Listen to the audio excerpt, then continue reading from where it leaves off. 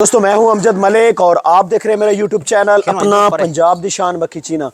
इस वीडियो दे विच जड़ एक मिनट तुसी माइक लाया वा दोस्तों असि जेडे तुहानू जानवर विखाण लग्या सारे फार सेल ने ज़ाहिर साहब इत्थे अमन कोल जानवर ने भाईजान टोटल फार सेल जानवर हैं। कितने बकरे जी जेडे कुर्बानी वाले फार सेल हैं भाईजान? मलिक साहब 9 बकरे जनाब मैं विखाना आप मेरा कैमरा मैन जरा दो तुसी इमा दे दो एक मिनट दो 9 बकरे भाईजान इस वीडियो के विच विखावन लग्या सी।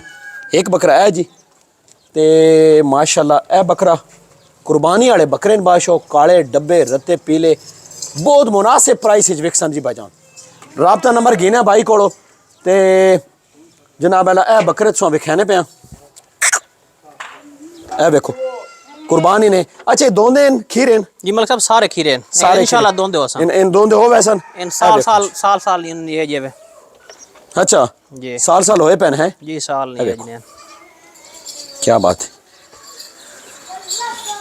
है बकरे जनाब 9 बकरे फार सेल दंदी सुराली दे इलाके दे विच कुर्बानी वास्ते भाईजान।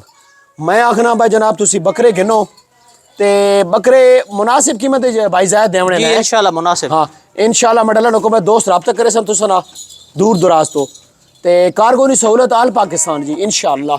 9 बकरे फार सेल कुर्बानी वास्ते कॉन्टैक्ट नंबर दो जी 0308 50 64 515 50 515 इन्होंने कॉन्टैक्ट नंबर है जी। शौक वाले जानवर भी इन्होंने को हैं ए जनाब कुर्बानी वाले जानवर कोई दोस्त लेना चाहता तो ये जनाब अला तुसी इन्हों को खरीद सकते हो।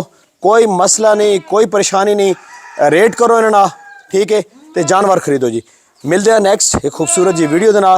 वीडियो अच्छी लगे तो लाइक शेयर ज़रूर करो जी। रब सोने दे हवाले।